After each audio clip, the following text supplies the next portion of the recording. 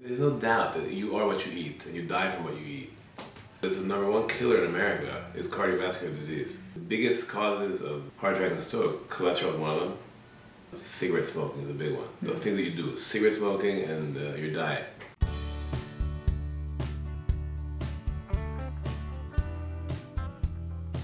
Because a lot of our foods are so tainted now.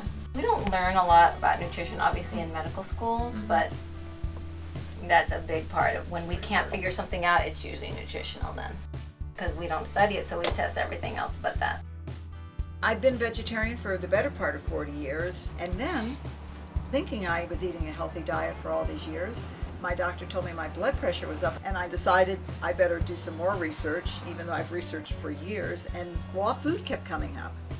Why raw? What's the magic about it? Now when you think about a green juice, it's got celery in it, cucumber, kale, maybe spinach, and maybe lemon.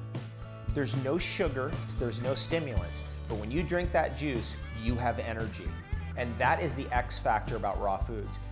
When I turned 70, I decided, let me see what sort of shape I can get in. So I went back into heavy training on a vegan diet, and I built. I was up to 192. Not only was I able to build, but I was able to build just muscle. The alarming rise in ADD has to have something to do with the amount of excitotoxins that's in our food. For example, MSG is an excitotoxin. It literally can cause brain cells to explode. The food is addicting because companies pay chemists and scientists to formulate these chemicals to make the food-like substances. I want to be very clear that because these things aren't food. When I think of a donut, the best drug ever made. Magic combination of fat and sugar that will send your neurochemistry crazy and will make you feel great for a short amount of time, but then dips down again. It's a powerful drug. If you can learn how to be vegan more for a week straight or 2 weeks straight and understand how to balance your blood sugar with vegetarian and vegan foods, then you have transformed your life, and you've also, to some degree, you've unhooked yourself from the system, because then you're not dependent on having meat 3 meals a day. You're not dependent on having dairy products for your calcium. You're one step closer to freedom.